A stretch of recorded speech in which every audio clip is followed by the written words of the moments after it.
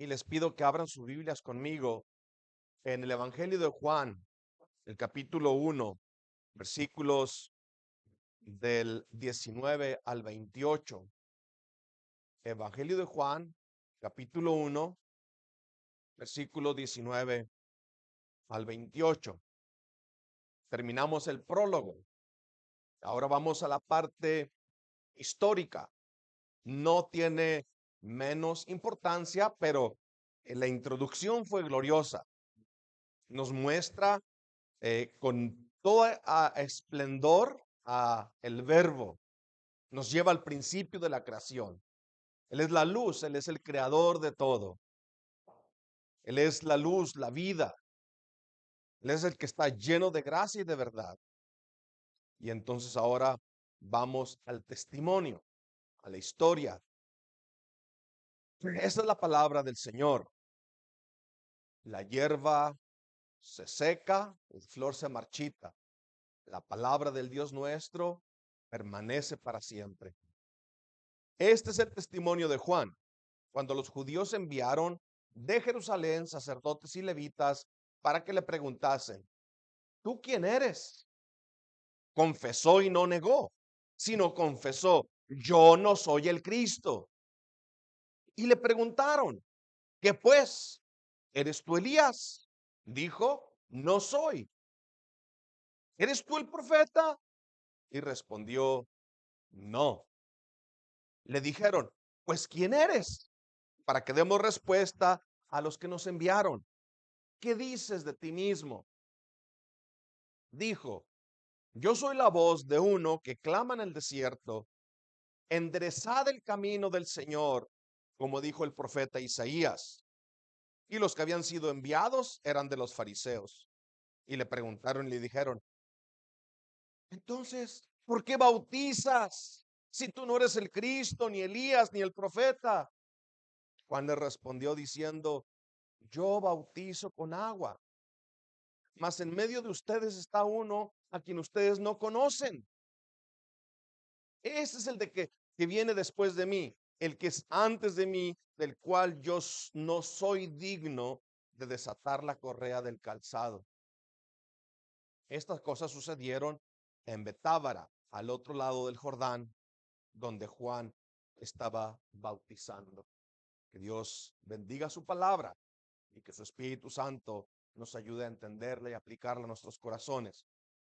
En la reunión del miércoles tuvimos un tiempo hermosísimo. Leímos una porción de la carta de Alexander Cruz a su congregación cuando fue separado de ella forzadamente.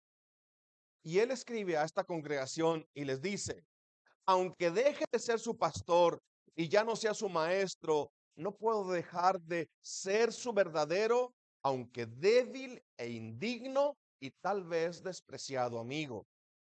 Quisiera yo, por medio de un consejo cordial, destilar sobre ustedes las gotas de una exhortación de hermano.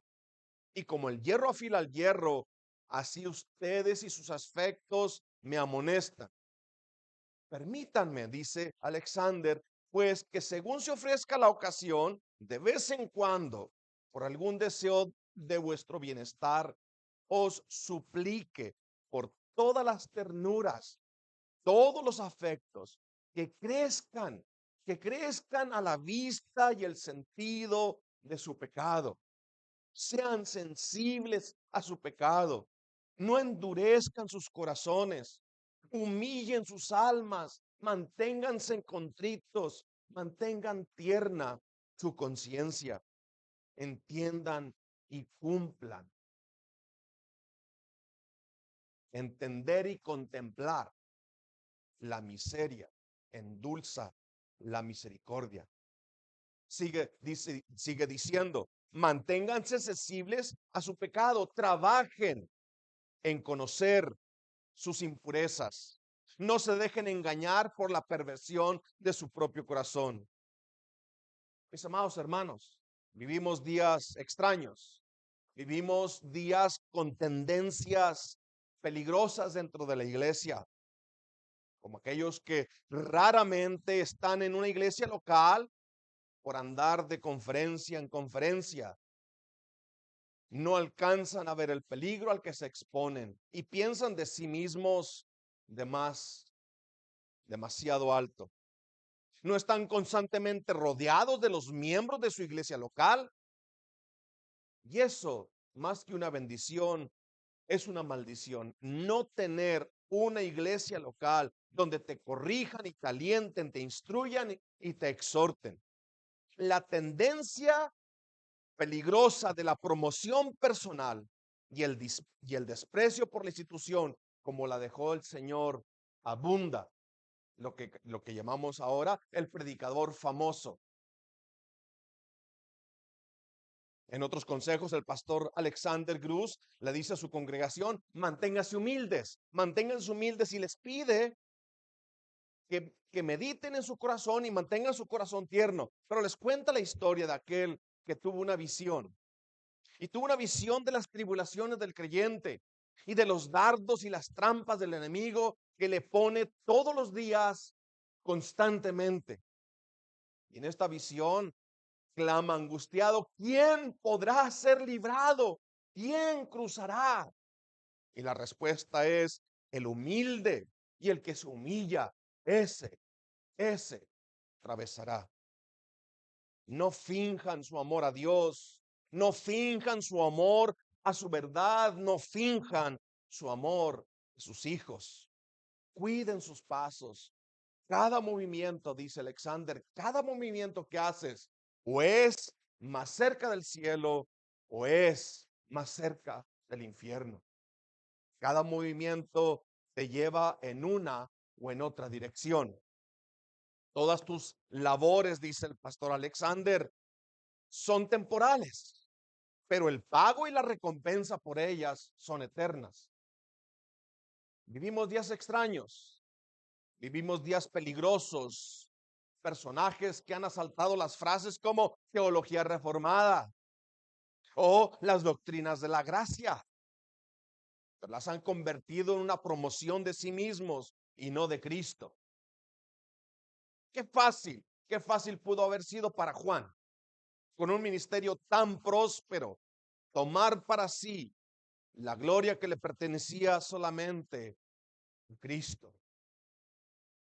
Cuando los judíos enviaron a preguntarle: ¿quién eres tú? Él confesó y no negó, sino que confesó: yo no soy el Cristo. Pero pienso yo que tendría alguna oferta, porque eran las multitudes que salían a ser bautizadas por él. ¿Quién eres tú? Yo no soy el Cristo. Cuando Cristo les pregunta a los judíos de quién era el bautismo de Juan, si era del cielo o era de los hombres, ellos dijeron: si decimos que era del cielo, nos va a reclamar porque no le creyeron. Espérame, ¿y si decimos que es de los hombres? No, todo el pueblo lo ama. Peligramos. Si decimos que es de los hombres, el pueblo lo ama. El pueblo lo tiene como un profeta del Señor.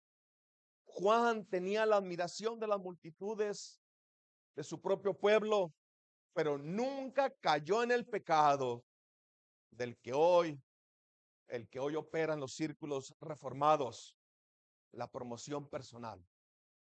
Para ellos es más importante ser famoso que piadoso. La fama y el reconocimiento pueden más que la vida piadosa y desconocida. Tiempos extraños y peligrosos, de mucha confusión de identidad. ¿Quién eres tú? Él primero dijo: ¿quién no es él? Dijo: yo no soy Cristo. ¿Quién no eres tú? ¿Quién sí eres tú? ¿Quién es Cristo? La respuesta a estas preguntas evitarán la confusión en tu propia identidad. Juan ni por un momento dudó quién era él. Ni por un momento dudó quién no era él y ni por un momento dudó quién era Cristo. Él dijo, este es de quien yo decía, el que viene después de mí es antes de mí porque era primero que yo. Lo que estaba diciendo es, ustedes saben que yo desde el principio prediqué lo mismo. No es diferente, es la misma predicación.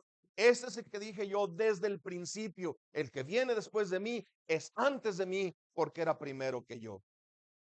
Qué maldición tan grande entonces tener la admiración de los hombres, pero tener el desprecio de Dios. Es raro que yo le ponga título a mis sermones, pero si me fuera necesario ponerle un título a este sermón, yo podría ponerle un problema de identidad. Hay un problema de identidad y no es de Juan. Entonces dividamos nuestro texto de esta manera. ¿Quién no era Juan? Versículos 19 al 21. ¿Quién sí era Juan? Versículos 22 al 25. ¿Y quién es el Cristo? Versículos 26 al 28. ¿Quién no era Juan? Él confiesa y no niega. Yo no soy el Cristo. El problema entonces para identificar a Juan era de parte de los judíos. Juan nunca sufrió una crisis de identidad. En un foro abierto de varios pastores, uno de ellos confesó que le era muy difícil no aceptar los aplausos de su congregación, que le era una tentación constante la admiración de las multitudes. Consideramos, en primer lugar, el contexto del ministerio de Juan el Bautista. Han pasado 400 años desde Malaquías hasta el tiempo de Juan. No ha habido profetas, no ha habido revelación nueva. Ese periodo se conoce como el periodo intertestamentario. 400 años entre el Antiguo Testamento y el Nuevo Testamento. Pero no significa que Dios no estuviera haciendo nada o que estuviera haciendo una pausa en el plan eterno de redención. Dios seguía obrando. Había un espacio allí. A veces se tiene la idea errada de que en los tiempos bíblicos todos los días veías milagros. No es así, mis hermanos. Había generaciones completas como nosotros que solamente tenían que descansar en la palabra de Dios. Podía haber generación tras generación tras generación sin ver una sola maravilla o milagro o prodigio. No, no es que Dios no hiciera milagros, pero están confinados a personas y lugares. No es como que todo el mundo salías de la casa y por el camino te encontrabas el profeta y ya estaba cayendo fuego del cielo o matando a sus enemigos. No era así. Ellos también tenían que caminar por fe. De hecho, podemos pensar en tres épocas exclusivas de milagros maravillosos o prodigios. Con Moisés y el pueblo saliendo de Egipto. En los profetas con Elías y Eliseo. Y en el Nuevo Testamento con Cristo y sus apóstoles.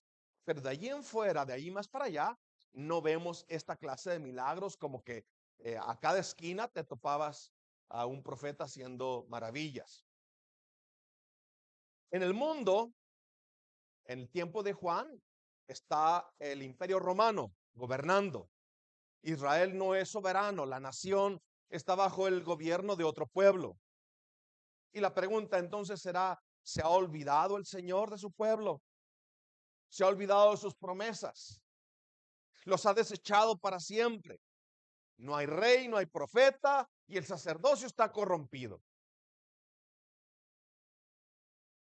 La nación bajo el yugo de los romanos.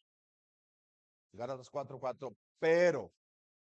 Pero, cuando vino el cumplimiento del tiempo, Dios envió a su Hijo, nacido de mujer y nacido bajo la ley. ¿Y cómo fue el anuncio de su llegada? ¿Se recuerdan? Los cielos fueron abiertos, un ángel del Señor aparece con las huestes celestiales alabando al Señor. Pero ¿a quién se le apareció? ¿A dónde? En el campo, mis hermanos, a un grupo de pastores. ¡Qué estrategia tan rara! ¡Qué extraño que el Señor escogiera esta manera para promover o para comenzar el ministerio de su hijo! Si estuviéramos en nuestros días, diríamos, este panel de instructores no sirve, tenemos que cambiarlos a todos. La estrategia no nos va a llevar a ningún lado. Tenemos que reclamarle al comité de evangelismo que han fallado en su cometido. Pero el Señor lo hace así. Y 6 meses antes que el ángel Gabriel visitara a Zacarías, el papá de Juan, había visitado a María para avisarle el nacimiento de Cristo. Pero el ángel le avisa a Zacarías y le explica quién va a ser el niño y cómo va a ser su ministerio. ¿Quién era Juan? ¿Quién era Juan? Zacarías lo sabía. Otra vez el problema de identidad o de identificar quién era Juan descansaba en el mundo religioso. Juan nunca perdió de vista su propia identidad. ¿Quién eres tú?, le preguntaron. ¿Quién eres tú? Confesó y no negó, sino que confesó, yo no soy el Cristo.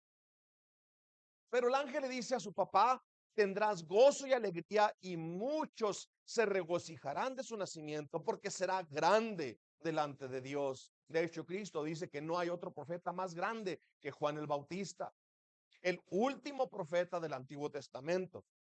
No beberá vino ni sidra y será lleno del Espíritu Santo aún desde el vientre de su madre.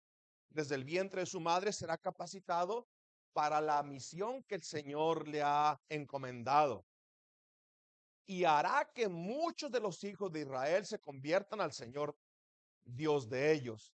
E irá adelante con el espíritu y el poder de Elías para hacer volver los corazones de los padres a los hijos y de los rebeldes a la prudencia de los justos, para preparar al Señor un pueblo bien dispuesto. Marcos 1:4 al 5 nos habla ya de Juan en su ministerio y dice que bautizaba a Juan en el desierto y predicaba el bautismo de arrepentimiento para perdón de pecados. Y escucha esto, y salían a él toda la provincia de Judea y todos los de Jerusalén y eran bautizados por él en el río Jordán, confesando sus pecados. ¡Qué ministerio tan próspero! Ahora, qué tentación tan grande, perder el enfoque y entonces empezar a recibir la admiración y el cariño de la gente.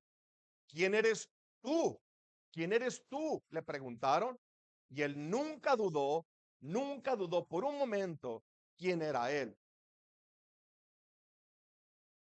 Pero un ministerio así, tan próspero, estos pastores de miles y de miles y miles, congregaciones grandes, o pastores que nunca están en la iglesia, sino que siempre están en el camino, buscando promoverse, como si fuera un negocio, como si fuera una venta de utensilios, qué sé yo. Es tan próspero, mis hermanos, el ministerio de algunos, que demandan el reconocimiento. O parece que uno debe rendirles culto. Ellos son los señores. Pero no, nuestro amado apóstol, nuestro amado profeta, quiero decir, no perdió de enfoque ni su ministerio ni su llamado. Y nos dice entonces la palabra, este es el testimonio de Juan cuando los judíos enviaron de Jerusalén sacerdotes y levitas para que le preguntasen, ¿tú quién eres? Confesó y no negó, sino confesó, yo no soy el Cristo. Nuestro amado profeta nunca perdió de vista su verdadera identidad. ¿Quién eres tú? Y si no fuera suficiente, todavía tuvo 2 oportunidades más. La tentación del ofrecimiento. ¿Quién eres tú? Bueno, yo te digo una cosa, Satanás ya estaba allí susurrándole al oído. Bueno, si te confunden con Moisés, si te confunden con el profeta que anunció Moisés, o si te confunden con Elías, bien puedes tomar para ti esa gloria. Le preguntaron, entonces, si no eres el Cristo, ¿quién eres? ¿Qué pues? ¿Eres tú Elías? Elías, el profeta que proclamó delante del rey Acab, vive el Señor Dios de Israel, en cuya presencia estoy, que no habrá lluvia ni rocío estos años, sino por mi palabra. Elías, el que prendió 450 sacerdotes de Baal y los degolló, el que llamó fuego del cielo y consumió una centena de soldados, el que fue arrebatado al cielo en un carro de fuego, el que el profeta Malaquías dijo que vendría en anticipación al Mesías. ¿Eres tú ese? Qué tentación de decir, sí soy yo. Dice Juan, no soy. Primero, una negación más grande. Yo no soy el Cristo. ¿Eres Elías? No soy. Entonces eres el profeta. Una oferta más. ¿Eres tú el profeta anunciado por Moisés? Deuteronomio 18:15, Deuteronomio 18:18. Profeta les levantaré de en medio de sus hermanos como tú, pondré mis palabras en su boca y él les hablará todo lo que yo le mandare. ¿Eres tú ese? No, yo no soy el Cristo, yo no soy Elías, no soy el profeta. Entonces, ¿quién eres? Nuestro amado profeta no perdió el sentido de su identidad, no fue vencido por las ofertas de fama y reconocimiento.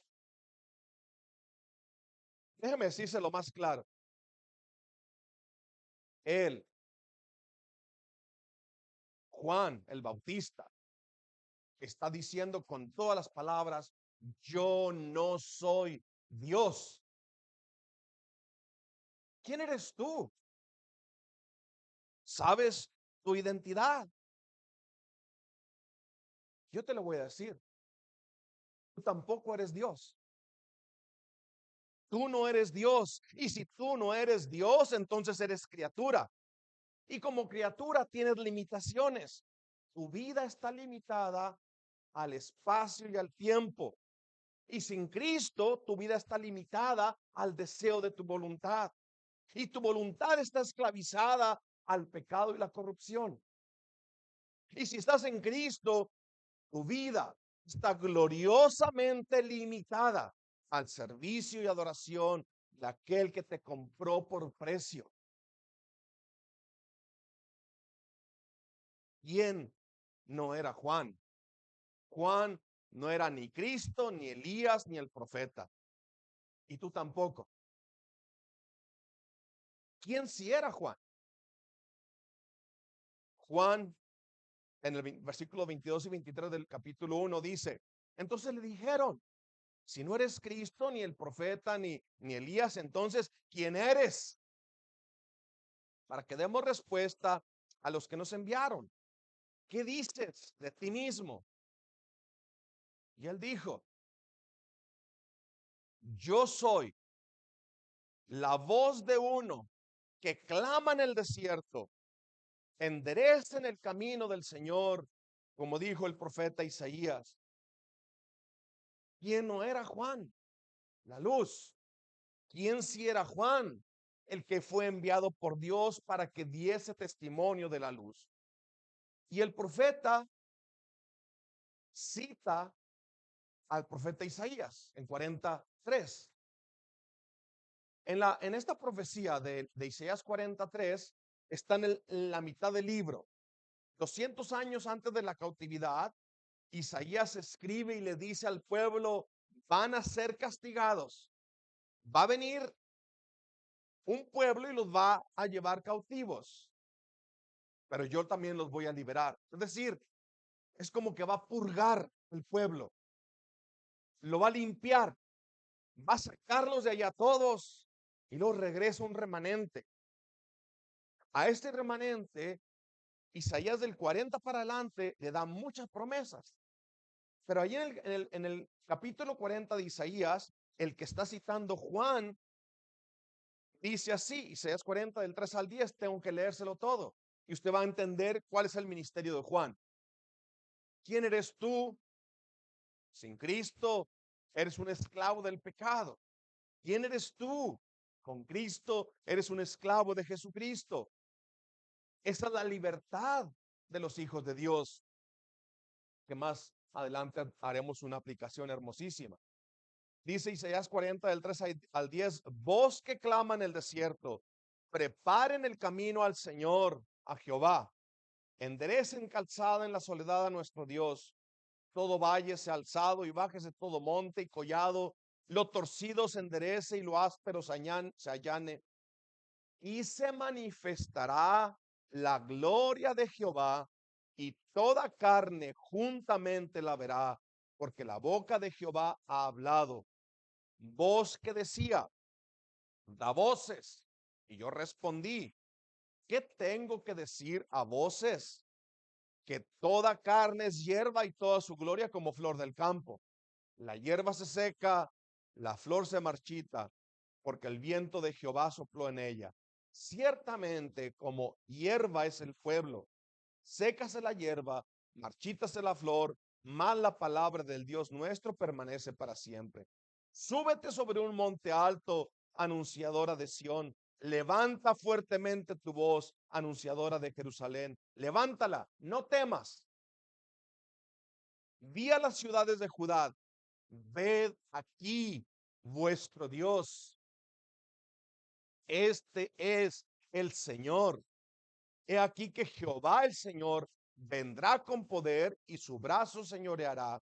He aquí que su recompensa viene con él y su paga delante de su rostro. ¿Quién es Juan? ¿Quién es Juan? Juan es un pregonero de justicia. ¿Quién eres tú? Bueno, déjame decirte que aquí hay solo dos clases de personas. Los que deben de escuchar este mensaje y venir a Cristo, el Señor de Elías, y los que han escuchado el mensaje y han sido rescatados y han sido enviados a proclamar el mismo mensaje de Juan. ¿Qué dices de ti mismo? Si no eres Cristo, si no eres Elías, si no eres el profeta, entonces ¿quién eres? ¿Qué dices de ti mismo? Pero la pregunta para ti es la misma. ¿Qué dices de ti mismo? ¿O estás confundiendo tu identidad? ¿No sabes quién eres? Dejamos claro ya, sentado, con toda la firmeza posible, tú no eres Dios. Pero al rechazar la palabra de Dios, inevitablemente estableces un reino sobre tu vida. Es decir, cuando tú rechazas a Cristo, tú te conviertes en tu propio Dios, con tus propias leyes. Tú eres tu propio ídolo. Y eso es prueba de que estás confundiendo tu identidad. Si no eres Dios, entonces solamente eres descendiente de Adán, y como descendiente de Adán tienes una gran urgencia de salvación, de perdón, de limpieza. ¿Quién no es Juan? Juan no es ni Cristo, ni Elías, ni el profeta. ¿Quién sí es Juan? El que es enviado por Dios para proclamar el año agradable de Jehová. Bien, si es Juan, le preguntaron y le dijeron, ¿por qué pues entonces, si no eres ni Cristo, ni Elías, ni el profeta, por qué bautizas? Juan le respondió, yo bautizo con agua, mas en medio de ustedes está uno a quien ustedes no conocen. Ese es el que viene después de mí, que es antes de mí, del cual yo no soy digno de desatar la correa del calzado. Estas cosas sucedieron en Betábara, al otro lado del Jordán, donde Juan estaba bautizando. ¿Quién eres tú? Yo no soy Cristo. ¿Eres tú el profeta? No soy. ¿Eres tú Elías? No. Entonces, ¿quién eres? Yo soy una voz que clama. Arrepiéntanse y crean en el Evangelio. Ellos no entendían, no podían aplicar la escritura de Isaías 43 a Juan. Su exegética y su tradición no se los permitía, porque en la mente de ellos hay tres personas que pueden bautizar solamente: Cristo, el profeta o Elías. Y el bautismo era símbolo de purificación, de la purificación que debía preceder al reino mesiánico. ¿Quién es el Cristo? Es el Mesías prometido. Entonces, si tú vienes bautizando y no eres ni Cristo, ni el Mesías, ni el profeta, ¿por qué lo haces? ¿Con qué autoridad? Juan lo explica y lo expone de diferente manera. Él hace una diferencia entre el bautismo en agua y el bautismo en el Espíritu Santo y fuego. Uno es en agua para arrepentimiento, el otro es con el Espíritu Santo y fuego. Mateo 13:11, Juan responde a esta pregunta: ¿por qué bautizas entonces si no eres ni Cristo, ni Elías, ni el profeta? Y él dice: yo a la verdad os bautizo en agua para arrepentimiento, pero el que viene tras mí, cuyo calzado yo no soy digno de llevar, es más poderoso que yo. Él os bautizará en Espíritu Santo y fuego. Uno es el bautismo de Juan, otro es el bautismo de Cristo.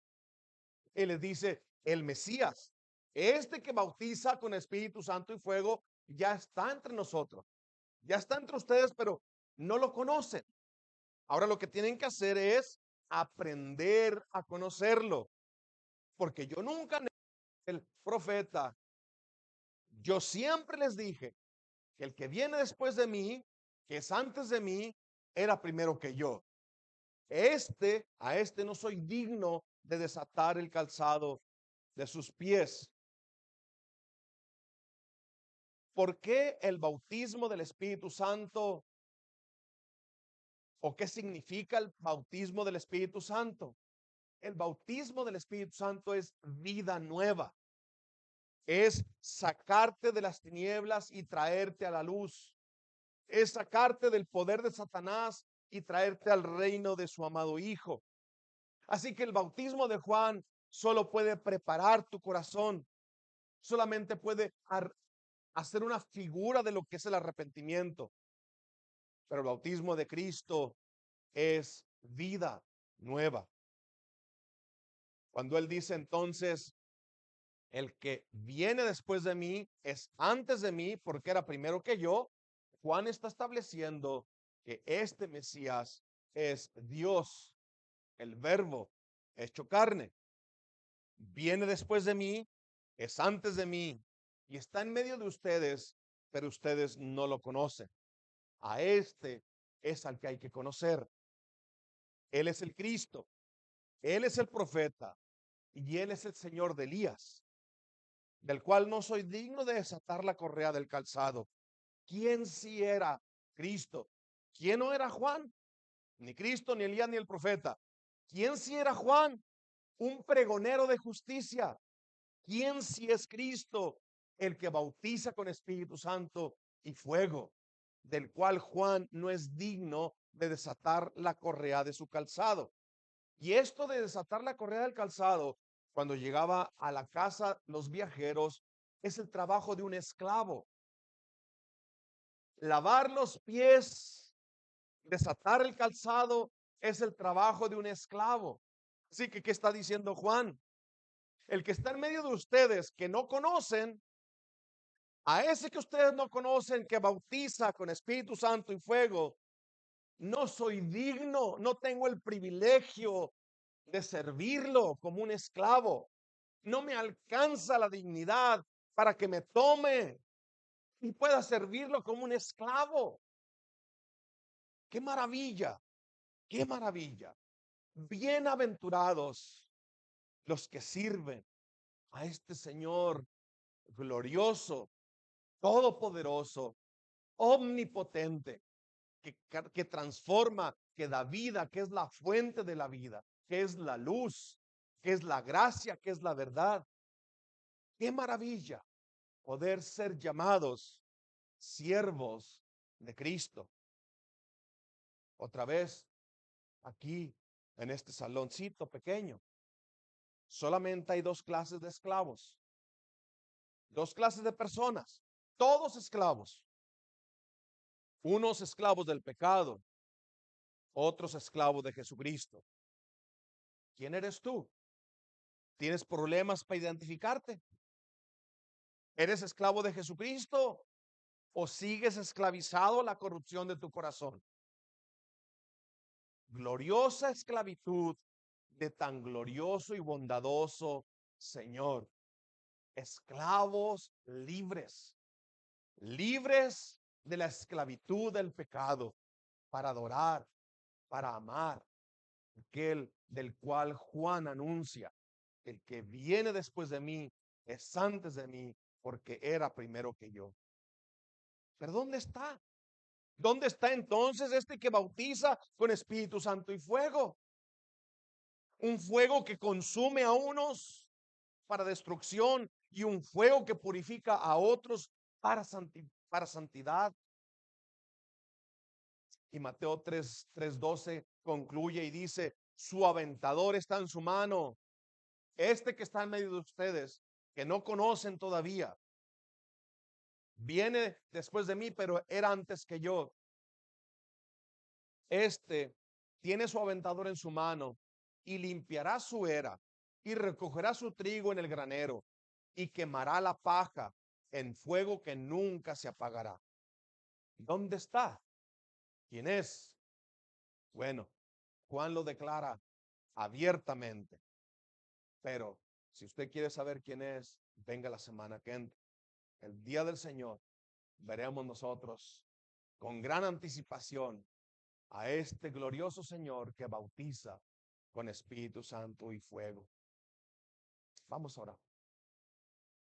Padre eterno, otra vez, Señor, así como estaba el pueblo en el tiempo de Cristo, cuando el Verbo se hizo carne, que había grande anticipación por la promesa de un redentor, de un Mesías que vendría a liberar a su pueblo.